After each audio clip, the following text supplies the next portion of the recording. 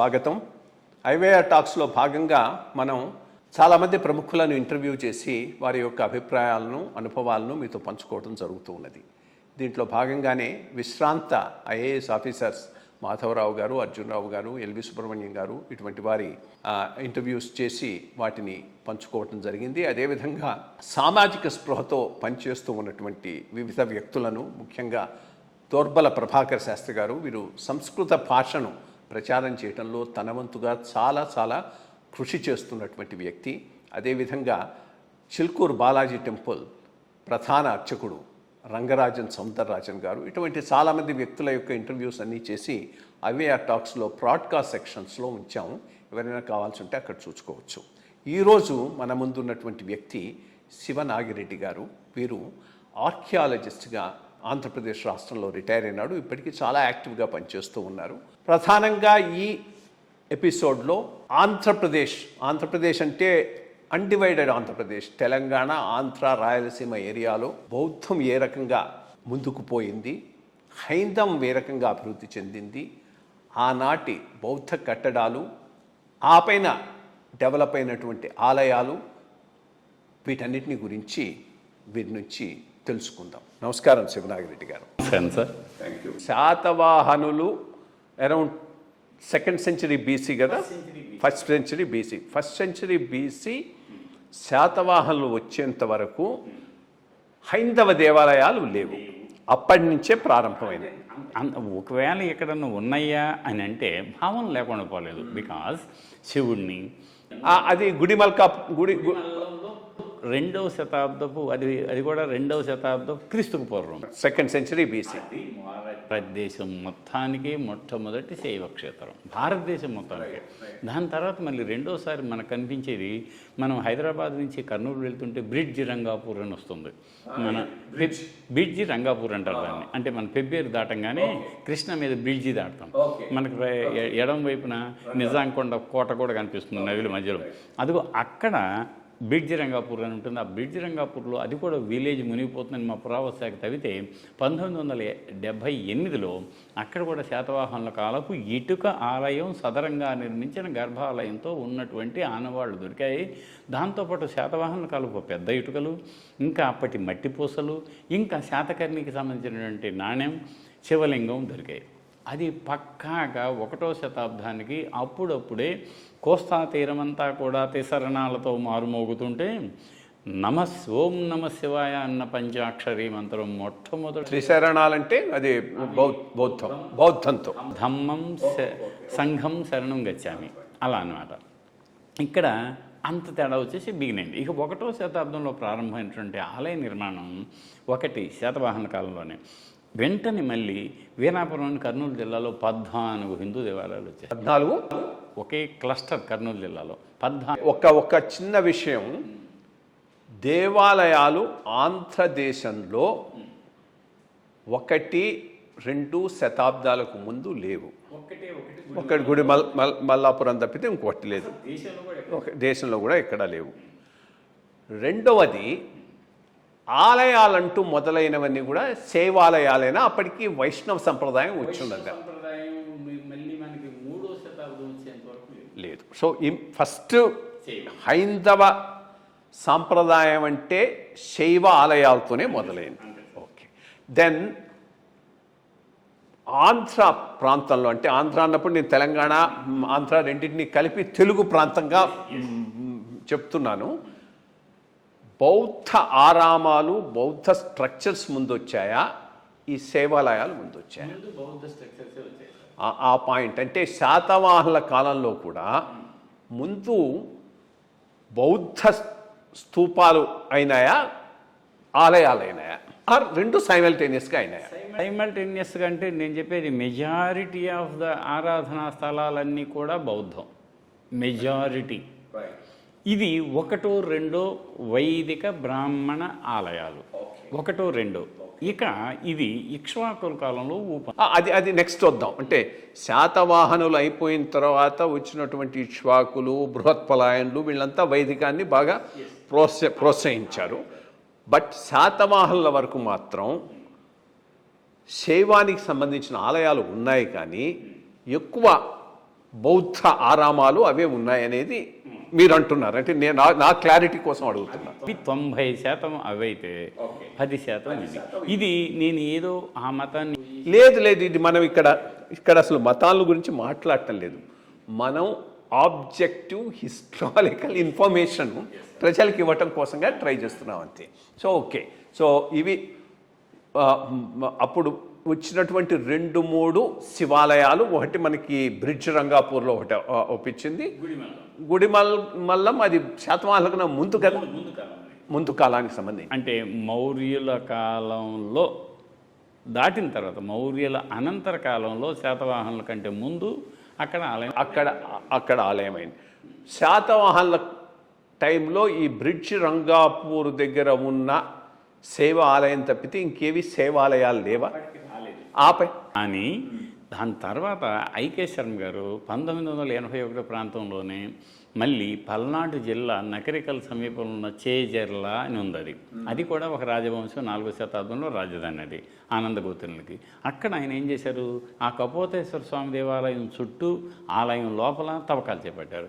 తవ్వకాలు చేపడితే ఆయన కూడా ఆశ్చర్యం, అది ఒక బౌద్ధ ఆరామం, కానీ అది శైవాలయంగా మార్చబడింది. అది కూడా 1st century BC డేట్ దొరికింది ఆయనకి. అక్కడ శాతవాహన వాళ్ళు దొరికాయి. 1st century BCకే శైవాలయంగా మార్చబడింది.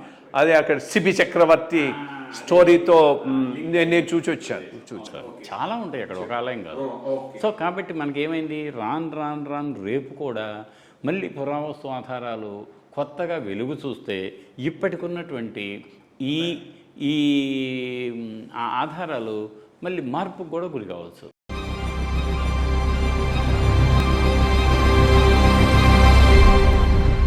ఇక శాతవాహనుల కాలంలో బౌద్ధానికి సంబంధించినటువంటి అమరావతితో పాటు అమరావతి స్పెషాలిటీని వర్ణిస్తూనే ఇంకెక్కడెక్కడ ఉన్నాయో కాస్త చెప్పండి. అమరావతి ఏమైందంటే ప్రధానంగా దీపాల దిన్నె అనే పేరుతో కృష్ణా తీరంలో ఎందుకు అంటే అక్కడ దానికి ఒక ప్రాశస్యం ఉంది. ఆయన ఎవరంటే కాలచక్ర మూలతంత్రాన్ని బుద్ధుడే స్వయంగా వచ్చి అక్కడ బోధించాడు అన్న ఒక ప్రచారం, దాన్ని అంతర్జాతీయ ఖ్యాతి దక్కింది దానికి. ఆచార్య నాగార్జునుడు కూడా అక్కడే ఉండి ఆయన జీర్ణోద్ధరణ చేశాడు. ఎవరు? ఆచార్య నాగార్జునుడు. అది లామా తారానాథుడు పేర్కొన్నాడు అన్నమాట. ఈ బౌద్ధ స్తూపాన్ని, ధాన్యకటకంలో ఉన్న బౌద్ధ స్తూపాన్ని ఆచార్య నాగార్జునుడే ప్రత్యక్ష పర్యవేక్షణలో తీర్చిదిద్ది సుందరతరంగా కాలచక్ర బోధన బుద్ధుడు చేశాడని. బుద్ధుడు ఇదేమైందంటే బుద్ధుడికి 3 రకాలైనటువంటి ధర్మచక్ర ప్రవర్తనలు అంటాం కదా సార్. అంటే ఆయనకి అప్పటి వరకు అనుభవపూర్వకంగా సంపాదించినటువంటి అపారమైన జ్ఞానాన్ని నా దగ్గర ఉంటే ఎట్లా మిగతా వాళ్ళకు కూడా తెలియాలి, అందరూ కూడా దుఃఖము లేని శాశ్వత ఆనందమయ జీవితాన్ని గడపాలి అన్న ఉద్దేశంతో అది ఎలా సాధ్యమవుతుందో తాను తన అనుభవపూర్వకంగా తెలుసుకున్న విషయాన్ని చెప్పాలనుకున్నాడు. ఆయనకి అంతకుముందు ఉన్న పాత మిత్రులు పంచవగ్గి భిక్కులు అంటారు 5గురు, వాళ్ళకి మొట్టమొదటిసారి చెప్పాడు ఎక్కడ, సారనాథులో. అది మళ్ళీ అందరికీ చెప్పమన్నాడు. అదిగో అలా మొట్టమొదటిసారి ఎప్పుడైతే తన నోటి నుంచి వెలువడి 4గురికి 5గురికి అలా వచ్చిందో దాన్ని ఆయన ఏమన్నారంటే ధర్మ చక్ర ప్రవర్తనం. ఇదిగో ధమ్మం అంటే ఉన్నది ఉన్నట్లుగా చూడటం, ప్రతి వస్తువు మరో వస్తువుపై ఆధారపడి ఉంటుందని చూడటం, చిట్ట చివరికి చూస్తే మీకు ఉంది లేదు లేక ఉంది అన్నటువంటి అనేక భావనతో మనం తాత్వికంగా ఆలోచిస్తే అంతా శూన్యమే అన్నీ చెప్పి ఇంకేమన్నారు, చతురార్య సత్యాల్ని అంటే దుఃఖానికి కారణం, ఆ దుఃఖ సముదాయానికి కారణం చెప్పి దాన్ని నిరోధించ. మనం బౌద్ధంలోకి పోతే ఇంకా మనం ఆంధ్రాలో ఉన్న ఈ బౌద్ధ ఇంకేమైందంటే అమరావతికి ఏమో ప్రశస్తి, అంటే ఆ ధాన్యకటకం ప్రశస్తి వచ్చింది. అమరావతికి బుద్ధుడు వచ్చాడు అనేది అది నమ్మకమా హిస్టారికల్గా? రాలేదు. ఓకే, మంచి. ఆయన బోధగయ దాటి కిందకి రాలేదు, అక్కడి నుంచి ఎగువకి వెళ్ళారు. ఆయన రాలేదు. చాలామంది వచ్చాడు అంటారు కానీ రాలేదు. దాని తర్వాత ఏమైందంటే సార్, అదే సందర్భంలో మీకు ఉత్తరానికి వెళ్తే కళింగంలో దంతపురం, శాలిహొండం, కళింగపట్నం, శంఖారం, విశాఖపట్నంలో ఉన్నటువంటి భీమిలి రోడ్లో ఉన్న తొట్లకొండ, బావికొండ, పావురాలకొండ, అసలు ఎన్ని అంటే చెప్పలేం. గోపాలపట్నం ఎన్ని ఉన్నాయంటే ఇక వరుస కొడవలి అంటాం అది. ఇంకా ఆదుర్రు తూర్పుగోదావరి దగ్గర, కాకినాడ దగ్గర పక్కనే తిమ్మాపురం, ఒకటి కాదు రెండు కాదు, రాజమండ్రి దగ్గర మళ్ళీ కాపవరం, ఇంక పాండవుల మెట్ట అంటారు దాన్ని. అలా ఇంకా కిందకు వస్తే ఏలూరు దగ్గర మీకు జీలకర్రగూడెం అంటాం మనం. ఇక్కడ తెలంగాణ ఏరియాలో ఉన్నాయి. ఇలా ఆలోచిస్తే మీకు మళ్ళీ చందవరం, ప్రకాశం, విజయవాడ, గుంటూరు పక్కన ఆంధ్ర సైడ్ ఉన్నాయి, తెలంగాణ సైడ్, తెలంగాణలో కూడా ఎక్కడ ఏ ప్రాంతాల్లో ఉన్నాయి? 70 ఉన్నాయి మొత్తం. ఎక్కడంటే మొట్టమొదటి తెలంగాణలో మనం పేర్కోవాల్సింది అప్పట్లో మీకు ఫణిగిరి అని అంటే మొట్టమొదట బౌద్ధం మనకి కోట్లింగాల కంటే ముందు పక్కనే బావాపూర్ అని ఒకటి ఉంది, ఖానాపూర్, నిర్మల్ జిల్లాలో. మొట్టమొదటి అక్కడ బావరు ఉండేవాడు. జీవితకాలంలోనే తను శిష్యులు పంపించాడు. బౌద్ధధము ఇక్కడికి వచ్చిన తర్వాత తను బౌద్ధుడయ్యాడు. అది అక్కడి నుంచి నలుదిశలా బుద్ధుని జీవితకాలంలోనే బౌద్ధం వచ్చింది. దాని తర్వాత మీకు బోధన్ బుద్ధుని జీవితకాలంలోనే బౌద్ధ కేంద్రమైంది. ఆ తర్వాత క్రమంగా వచ్చినాయి కదా. వాటిల్లో పేర్కొనదగిన స్థావరాలన్నీ కోటలింగాల, ధూళికట్ట, ఫణిగిరి, వర్ధమానకోట, దాని తర్వాత ఇంకా గాజుల బండ. ఇలా ఆలోచిస్తే తెలంగాణలో 70 ఉన్నాయి సార్. ఒకటి కాదు రెండు కాదు, 70 స్థావరాలు ఉన్నాయి. అవన్నీ శాతవాహనుల సమయానికి సంబంధించి ఆ ప్రాంతంలో ఉన్నటువంటి. రైట్. ఇంకా అమరావతి యొక్క ప్రాశస్త్యం స్పెసిఫిక్గా చెప్పండి. కల్చర్, ఆ స్కూలు దాని గురించి ఒక 2 నిమిషాల్లో చెబుతాను. అమరావతి స్తూపం ఎప్పుడు ప్రారంభమైంది అంటే ధాన్యకటక అమరావతి రెండు కలిపి ఒకటే.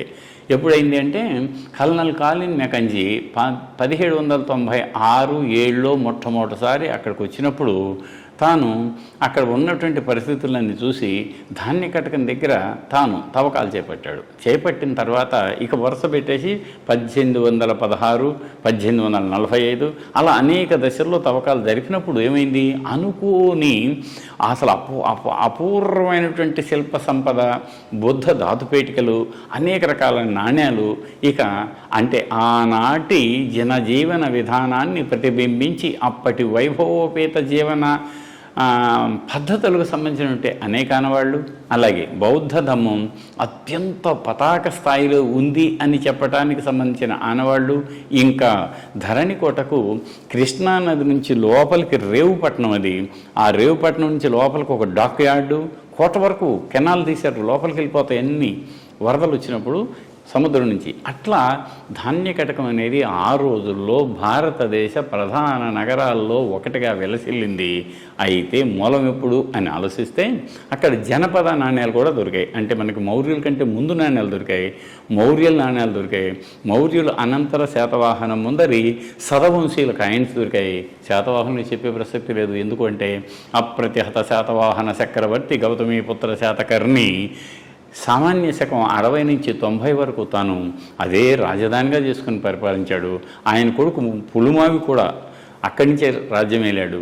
ఆ తర్వాత వచ్చిన యజ్ఞశ్రీ శాతకర్ణి ఆయన తెరసాపలున్న నాణ్యాలను విడుదల చేసి ఆంధ్రులు అంటే తెలుగువారు విదేశీ వర్తక వాణిజ్యాన్ని రోమ్ సామ్రాజ్యం వరకు నడిపారు అంటానికి మన దగ్గర తెలుగు నేలంతా రోమన్ నాణ్యాలు గలగలలాడినటువంటి సాక్ష్యం ఒక్కటి చాలు.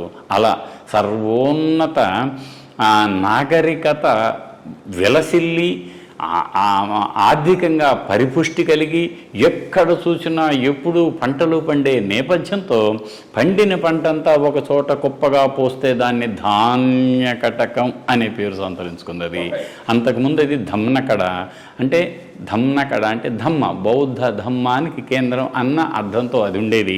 వజ్రయాన బౌద్ధం వచ్చిన తర్వాత ధారణి అంటారు, అది వజ్రయాన మంత్రాలు అవి. వాటిని చిన్న చిన్న ట్యాబ్లెట్స్లో రాసి అక్కడ నిక్షిప్తం చేస్తారు. అందుకని దాన్ని ధరణికోట అనే పేరు వచ్చింది. సో చరిత్రలోకి వెళ్తే ఇన్ని విషయాలు తెలుస్తాయి. కానీ అత్యున్నతంగా మనకి ప్రపంచ దృష్టిని ఆకర్షించేది ఏమిటి అంటే శిల్పకళ, అమరావతి శిల్పకళ. స్పెషల్ ఫీచర్స్ ఏమిటంటే మిగతా చోట్లేమో శిల్పాలు 3 రకాలు సార్. అవి చిత్రం, అర్ధచిత్రం, చిత్రాభాసమితి త్రివిధంతధ. చిత్రం అంటే బొమ్మని, శిల్పాన్ని కూడా చిత్రం అంటారు. చిత్రం, చిత్రాభాసం, చిత్రార్థం. ఏమిటిది? చిత్రం అంటే 3D సార్. మీరు అలా నడుస్తారు, మీ పక్క పార్శ్వం చూస్తాం, ఎదురు చూస్తాం, వెనుక చూస్తాం, దీన్ని 3D అంటాం. అలా విగ్రహాలు ఉంటాయి మనకి, విడి విగ్రహాలు. దాన్ని శిల్పం లేక చిత్రం అంటాం, 3D. దాని తర్వాత చిత్రార్థం, గోడకు మనం ఎక్కడైనా వెళ్ళి రెస్టారెంట్లలో చూస్తాం, ఆలయాల గోడలకు చూస్తాం, కొంచెం దాని వెనుక భాగం మనకు కనిపించదు. 2 అంగుళాలు 3 అంగుళాలు ముందుకు పొడుచుకు వచ్చి ఆ మొత్తం రూపం కనిపిస్తుంది మనకి, మ్యూరల్స్ లాగా. కరెక్ట్ మాట. అది కొంచెం ముందుకు వస్తుంది, ఉల్బణం అంటారు, కానీ అది ఎవరికి అర్థం కాదు కదా, మనం ఒట్టిగా ప్రొజెక్ట్ అయి ఉంటుంది అని అనుకుందాం. ఇంకొకటి ఏమిటంటే చిత్రాభాసం, అర్ధచిత్రం కాదు, చిత్రం కాదు. ఏమిటి మరి అది అంటే పెయింటింగ్లో మీకు ముందుకు ప్రొజెక్షన్ ఉండదు కదా, కేవలం రూపం కనపడుతుంది. అదిగో ఈ 3 రకాల్లో ఇక్కడ ఏమైందంటే గమ్మత్తు మనకి, అటు గాంధార్లో పూర్తిగా బాగా వికసించినటువంటి శిల్పాన్ని చూడవచ్చు మనం, 3Dలో కూడా. మధురలోకి వచ్చిన తర్వాత చప్పబడిపోయింది.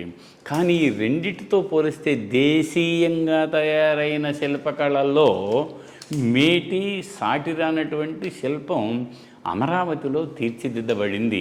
అత్యున్నత పతాక స్థాయికి చెందిన శిల్పకళ. ప్రపంచ కళా విమర్శకులే దాన్ని కొనియాడారు. కాబట్టి అది దాని ప్రత్యేకత.